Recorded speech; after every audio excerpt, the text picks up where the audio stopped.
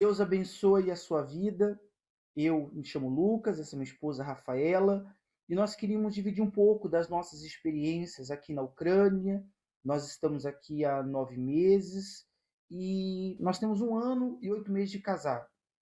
E eu queria que a Rafaela contasse um pouco do que ela viveu, aprendeu durante o curso e tem vivido aqui as nossas batalhas físicas e espirituais, e para que você entenda como é glorioso servir a Deus. Sim, na verdade a gente já sabia que havia a possibilidade do meu esposo servir aqui na Ucrânia desde o namoro, né? O bispo já havia comentado, então desde quando a gente namorava, eu já me preparava com a língua, a gente estudava, eu trabalhava, era obreira, e 2 vezes na semana eu já tinha que sacrificar ali o meu horário de almoço para assistir às aulas, para poder ir aprendendo a língua. E assim foi durante todo o período de namoro, depois no curso Mulheres para o Altar, né? E hoje eu tenho 23 anos, mas o desejo do altar já começou dentro de mim desde muito antes. Eu fui levantada à obreira com 14 anos e com 16, 17 eu já estava nas aulas para ser preparada, né, para casar com o pastor. E foram anos de muito aprendizado, foram anos que eu tive o privilégio de aprender com muitos bispos, esposas, de ouvir experiências, a palavra, ensinamentos. Também no curso, né, eu fiz 7 para 8 meses de curso Mulheres do Altar. E foi muito bom conviver com minha esposa. Ali eu já comecei a entender mais na prática a obra de Deus, porque conviver com minha esposa, sair da igreja que eu era obreira, aprender a lidar com novas pessoas, novos obreiros, e também a começar a me desprender da minha família, né? Porque eu e a minha mãe, a gente sempre foi bem unida, e a gente fazia muitas coisas junto, evangelizava. Ela também é obreira, a gente evangelizava junto, ia para a igreja junto. Ela contava comigo em casa, a gente sempre era bem apegada. E ali já começou a desprender esse laço, né? E assim nós nos casamos e fomos servir no Rio de Janeiro.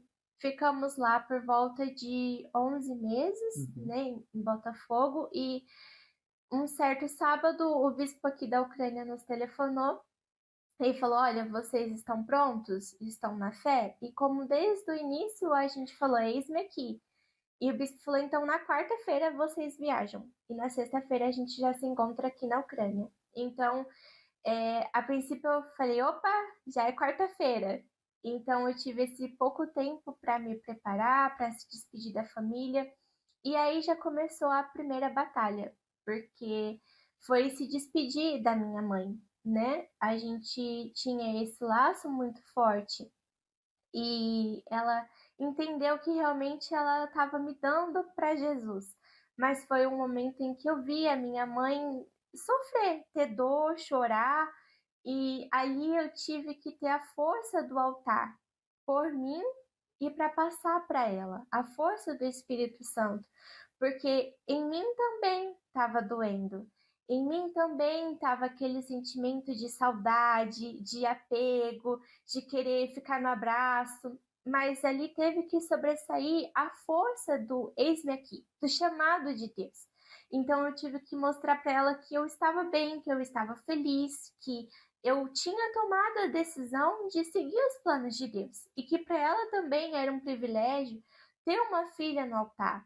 Então, ali já foi a primeira grande batalha, né? Essa despedida, mas o que sobressaiu foi o eis-me aqui. E assim nós viemos para a Ucrânia, e quando chegamos aqui também a gente já teve o primeiro choque, né? Que foi com a língua, com a cultura, com as pessoas, porque aqui a língua é totalmente diferente, é outro alfabeto. As pessoas não têm o mesmo costume que a gente, as pessoas não comem as mesmas coisas que nós, elas não estão acostumadas, principalmente agora, né, com a guerra, com os estrangeiros. Então, quando eles veem que a gente é estrangeiro, eles logo falam: porque você tá aqui não é bom para você, volta. A gente, não, a gente tá no plano de Deus. E a comida deles é bem diferente, eles não têm aquelas comidas que a gente tá, até as simples, né, as O frutas básico. que a gente estava acostumado, mas a gente tem o nosso arroz, feijão, que é um pouco difícil de achar também, mas a gente acha o frango e a gente está feliz em todas as situações. Mas tem pessoas que fazem questão de poucas coisas. E no altar a gente não pode. A gente tem que estar pronto para ver a obra de Deus, como ela realmente é. E não fazer questão mais da nossa vida, mas sim das almas que Deus está colocando ali para gente. Então, comparado às almas, isso se torna muito pequeno quando se tem o Espírito Santo, quando se tem esse amor de verdade. Então, teve essa dificuldade com a língua, a época das aulas foi uma época muito difícil para a gente, né? Porque eram muitas horas estudando, não fazendo reunião como meu esposo estava acostumado, não atendendo, mas estudando. E depois a cabeça chega ficava doendo, mas a gente estava ali e a gente estava também à disposição, a gente não se intimidou, né? Mesmo diante desse desafio, a gente já ia evangelizar, a gente ficava perto das pessoas, participava dos eventos, tentava se comunicar e Deus foi dando a sabedoria. Então, a pessoa que se coloca à disposição do altar, ela tem que estar pronta até para passar por isso, por chegar em um lugar que sabe falar como criança, só palavras básicas, e mesmo assim se dedicar para levar a palavra. E assim foi o nosso período de estudo e também a experiência com a guerra, né, aqui da Ucrânia. No nosso segundo dia, a gente estava evangelizando e já ouviu a sirene. E já viu aquela movimentação das pessoas, para a gente tudo muito novo, o que ia acontecer. E assim foi muitos ataques que a gente já presenciou aqui. Eu me recordo de uma vez que a gente estava indo para a igreja, né? Uhum. E a gente estava como se fosse numa passarela e a bomba explodiu bem próximo ali da gente. A gente conseguiu ver até. E não tinha nem aonde se esconder. Mas a gente falou: opa, Jesus tá aqui com a gente, vamos seguir firme. O chão até tremeu, mas a nossa fé não. E a gente foi e prosseguiu. Também me recordo de uma vez que a gente ficou preso na estação de trem, porque começou a ter ataques muito fortes. E ia ter até a meditação das esposas, a gente ficou por volta de 6 horas preso ali na estação de trem, sem comida, sem água, sem banheiro, só ali. E eu tive que, tava muita gente se abrigando ali, e eu tive que procurar um cantinho, sentar ali no chão, colocar o fone de ouvido e mesmo assim participar da meditação, alimentar o meu espírito, porque a gente não pode só olhar para as dificuldades. Então, também me recordo de um dia, né, que eu acho que foi assim nosso maior ataque aqui, né, que no domingo a gente tinha viajado para fazer reunião em uma cidade e a gente chegou muito cansado e dormiu e não acordamos com o barulho da sirene. Quando a gente acordou, já estava tudo explodindo. A gente já viu da janela da cama a explosão e aquele barulho alto, e do jeito que a gente acordou, a gente já foi tentar se abrigar no lugar mais seguro, mas estava caindo muitas bombas perto da gente, né? A gente ouvia a explosão, ouvia o barulho. Meu Deus, olha isso. Tá maluco?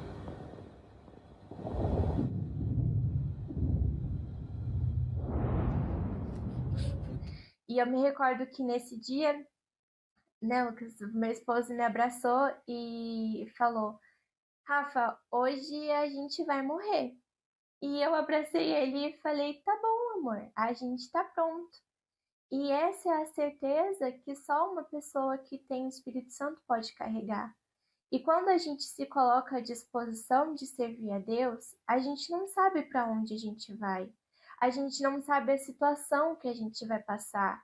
Eu me recordo que quando eu li a Bíblia e falava que no fim dos tempos haveria guerras, rumores de guerras, eu nunca imaginei que eu estaria servindo a Deus na guerra. A gente se depara com muitas coisas diferentes, a temperatura é diferente, a gente já pegou temperatura menos 11 graus, isso que o inverno está só começando. A temperatura de menos 17, o meu corpo no começo sentiu bastante, eu tive que tomar vitaminas para fortalecer, para não ficar doente, e mesmo assim ali, servindo debaixo de neve, a gente está hoje em uma cidade em Bila Tserkva, e a gente está aqui na igreja. A gente também faz núcleo em outro estado. Então, toda semana a gente viaja para outro estado para fazer uma reunião para o povo. Então, a gente vai de van, uma vanzinha apertada, que vai um monte de gente ali. E eu me recordo quando é Santa Ceia, né, Lucas? Quando é Santa Ceia, eu preparo a Santa Ceia com santidade, ponho ali na bolsinha e levo comigo para o outro estado, para o povo participar da Santa Ceia também. Quando é ajuda humanitária, a gente leva peso, carrega com um monte de sacola, bolsa pesada, a gente está ali, indo para outro estado. Horas de estrada para chegar lá toda semana. E também aqui na igreja, né? Porque aqui na igreja é eu e o meu esposo. A gente não tem obreira, a gente é só nós dois. Então, nós dois para o Caleb, para o Força Jovem, para a EBI.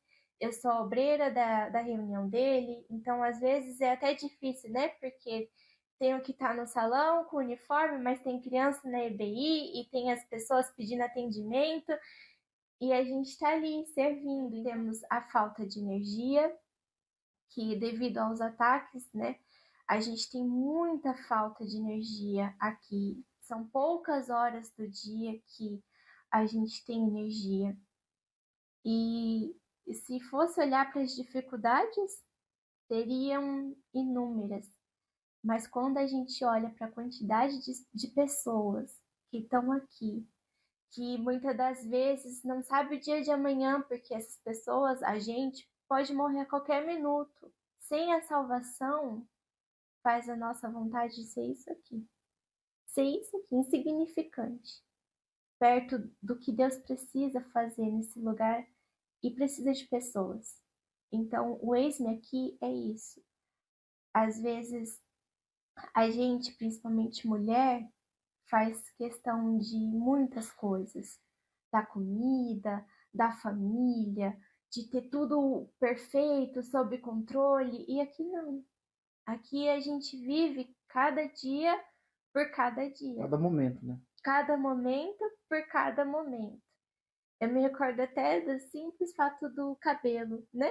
Eu amava viver com o cabelo escovado, mas aqui eu não tenho luz, não tem como. Então eu tive que aprender a lidar com o meu cabelo e aprender a lidar com a falta de energia, aprender a lidar com um fogãozinho de acampamento que quando acaba a energia a gente faz comida num quadradinho assim que a gente conseguiu de acampamento, porque não funciona nada. A não ter tudo no controle, mas deixar no controle de Deus, porque Ele sabe o que é o melhor para a gente. E a olhar para o povo. Então, se você tem esse desejo de servir a Deus no altar, e isso queima dentro de você, você precisa ter também a consciência que o altar não tem opção de voltar atrás. A gente não pode estar no altar e ter o desejo de voltar atrás. Não existe isso. O altar é um lugar de decisão. A partir do momento que a gente está no altar, mesmo que a gente passe por tudo isso, cultura diferente, língua diferente, muito frio, ser agente para tudo, ter bastante trabalho, não ter energia, ter míssil, ter bomba, drone. Aqui é a cidade que a gente está, parece que é o caminho, É o caminho né? dos drones Porque aqui. toda hora aqui em casa a gente vê drone passando, vê míssil passando, vê o avião subindo para tentar abater, ouve barulho de tiro. A gente já foi acordado, né, uma noite também com explodiu um míssil bem aqui, quase em cima de casa, e os carros acionaram um alarme, e a gente acordou com aquele barulho, com os carros acionando o alarme, mesmo que tenha tudo isso. Hoje mesmo, na hora do almoço, a gente foi almoçar, a gente sentou. Sim. E a gente tem um alarme chamado Trivorra, tocou. E na hora veio aquela mensagem, míssil intercontinental, o Orishnish. E a gente ficou tipo, e agora? Porque a gente vive nessa ameaça todo dia. A gente, literalmente, todo dia nós vivemos sobre a ameaça. Vai atacar o míssil, e esse míssil vai destruir tudo. E não, o alcance dele, ainda mais com a ogiva nuclear, pode acabar com uma cidade, sei, o raio de destruição dele. E naquele momento eu olhei para Rafa e a mensagem disse: foi lançado e há 7 minutos. E depois aquele silêncio, ninguém mais. Não tinha mais notícia, não mais nada, nenhum barulho, porque ficou um silêncio. A rua ficou em silêncio. Onde a gente tem a igreja, no office, as pessoas que ficavam do lado, todo mundo em silêncio, todo mundo quieto. E agora? O que a gente faz? A gente orou ali pela comida, pediu: Deus, guarda a gente também, guarda o teu povo, que a gente não sabe. Se a gente, quando a pessoa não tem a salvação, ela fica desesperada. Nós que temos, oramos: meu Deus, guarda o teu povo, que tem muitas pessoas que não estão salvas. Porque para o brasileiro, para quando a gente fala de Jesus, é muito mais simples para as pessoas se entregarem, para se batizar nas águas, mas para ganhar uma pessoa aqui é muito difícil. A gente fala de Jesus, a gente fala da salvação, a gente fala que Jesus é o único caminho, que se você se entregar, ele vai te dar uma nova vida, vai te dar paz, vai te dar salvação, mas parece que no outro dia a pessoa volta e parece que ela esqueceu tudo. E novamente, todos os dias, nós nos pedimos a Deus: meu Deus, salva essas pessoas. Porque, como a Rafa falou, o que vocês estão vindo fazer aqui? Porque o que as pessoas querem é sair. Mas os homens não podem sair. Nós estamos em lei marcial, eles não podem sair do país. Tanto que já há poucos homens na rua, eles estão indo tudo para a guerra. É uma ordem do país. Mas a gente tem lutado com todas as nossas forças. Nós temos muitas mães. Né? E como a Rafa falou também, a mágoa, né, Rafa? As pessoas têm muita mágoa. E também você tem que ser forte por você, com certeza, sua comunhão com Deus, pela sua família, né? Com certeza também, porque já teve situação que foi noticiado o ataque e quando eu fiquei sabendo, eu falei: eu vou ligar para minha mãe, porque ela deve ter visto. E quando eu liguei para minha mãe, ela tava chorando. Ah, eu sei que é perto de você. E eu: não, mãe, tá tudo bem. Deus guardou, nós estamos bem. Mas nós também temos que ser forte pelas outras pessoas, porque as pessoas que vêm até nós na igreja são mães que perderam um filho, mães que os filhos estão na guerra, mães, mulheres que os maridos estão na guerra, pessoas que estão refugiadas porque o lugar que elas moravam hoje não existe mais, está destruído, tomado, e essas pessoas vêm sem nada para a igreja e a gente está ali para dar essa palavra de salvação para elas. Então, a gente não pode ser uma mulher também emotiva, né? Porque é muito difícil você ouvir uma pessoa falando: o meu filho está na guerra, o meu filho está desaparecido, o meu marido não dá mais notícia, eu não sei se ele está vivo, e você vê a angústia, o desespero daquela pessoa, e você não pode levar aquilo para a emoção, você tem que passar a fé. Como? Somente com o Espírito Santo. Somente o Espírito Santo pode capacitar uma pessoa para estar no altar, para servir a Ele. Forças humanas, a nossa força não é capaz. A gente, se fosse pela nossa força, não seria capaz. Então, precisa do Espírito Santo. Só Ele para dar o discernimento, só Ele para guardar, mas também só Ele como a gente pode dar a salvação sem ter a salvação. Então, uma pessoa que quer servir no altar, ela precisa ter a certeza da salvação e ela precisa ter a certeza do chamado dela. Em nenhum momento eu falei com meu esposo, em nenhum momento meu esposo falou comigo, vamos voltar, aqui tá perigoso, em nenhum momento. Pelo contrário, a gente fala, não, a gente vai ficar até o fim, a gente vai ficar, a gente quer ajudar essas pessoas. As pessoas perguntam, por que você não volta para o seu país? Aqui é o meu país, aqui é onde eu tô, Deus me chamou para estar aqui. Então, essa força só pode vir do Espírito Santo e do chamado de Deus. Não pode ter dúvida, não pode ter medo, não pode ter dentro de si. Não somente as experiências, mas sim levar essa autoanálise a você. Se fosse hoje só você e seu marido, como nós aqui em uma cidade, e fazendo o núcleo uma vez por semana lá em outro estado, você tendo que viajar, cansativo, tendo que dor nas costas ali, de espremido, de carregar peso, você teria essa disposição? E diante de tudo isso que você tem aprendido aí nas aulas, no curso Mulheres do Altar, e também ouvindo, né, a nossa história sobre a guerra, a diferença de cultura, de língua, porque aqui na Ucrânia as pessoas não têm nem o costume de falar o pastor, o senhor, a senhora, a dona. Não, aqui é o Lucas e a Rafaela. Você não pode ter apego nem ao seu título. Muitas pessoas falam, não, eu quero ser esposa de pastor para ser senhora, para ser chamada de senhora na igreja, para ser respeitada, mas não.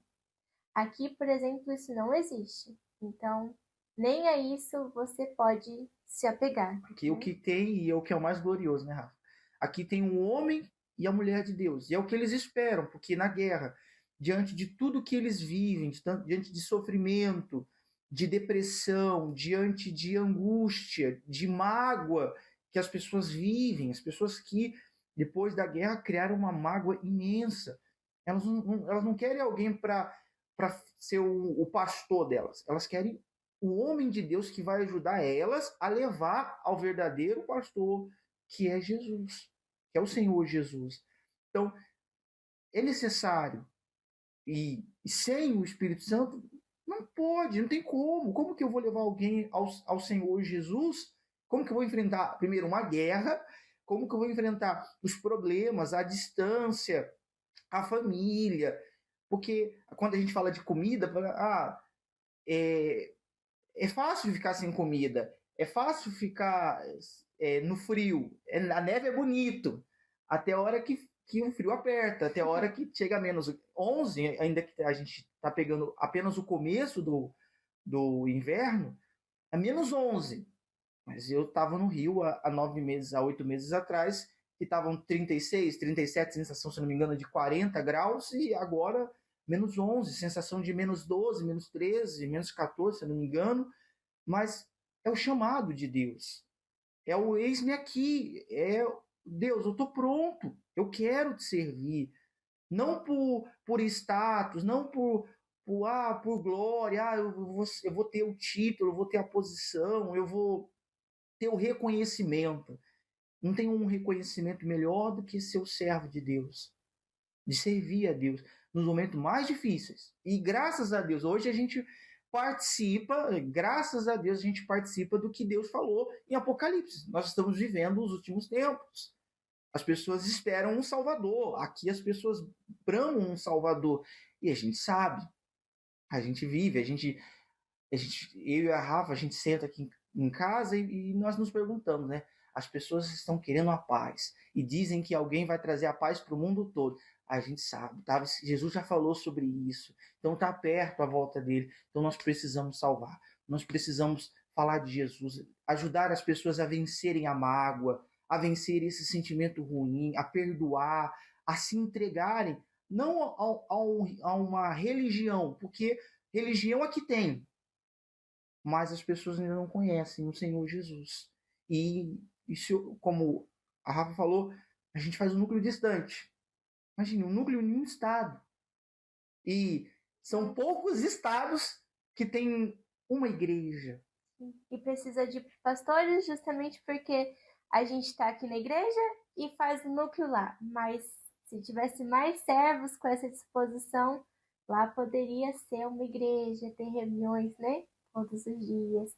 A obra de Deus, ela chama por trabalhadores sinceros, né? Nascidos de Deus. Porque o nascido vai fazer outros nascerem de Deus, porque é o que precisa, se multiplicar aqui, levar as pessoas à salvação. Então, essa é a nossa mensagem para você. Você diz, eu gosto da ideia, mas eu não quero. Você precisa se decidir. Se você diz, eu estou pronto, eis-me aqui, eu ouço Deus me chamando, eu queria deixar um convite, porque aqui o que nós mais precisamos, a necessidade, a nossa maior necessidade é de servos de Deus. O convite de você dizer eis-me aqui para Deus e tá pronto. Para onde ele te levar, você gerar filhos, né? Porque hoje eu me recordei até de uma senhora aqui da igreja que ela falou para mim assim, ela me chamou de cantinho e falou: Rafaela, agradece a sua mãe por ter te entregado para Jesus, né? E na hora eu até segurei assim o choro e depois eu fui no altar e falei: Jesus, obrigado, porque sem condição o Senhor escolhe. E se o Senhor me escolheu, eu quero dar todo o meu ser para o Senhor. E isso é o altar, né? É ver que as pessoas são gratas não por você, mas pelo que está dentro de você. Ela não é grata por eu estar aqui, porque poderia ser outra pessoa, mas ela é grata por Jesus que a gente está levando para ela. Então, fica esse chamado para você, diretamente aqui da Ucrânia, para você se decidir e dar a sua vida para servir a Jesus, porque não começa aqui. Não começou aqui. O meu sacrifício não começou aqui na guerra. Aqui ele continua, mas começou aí. Quando eu falei, eis-me aqui, com 15 anos de idade, já começou o meu sacrifício. Ele começa aí.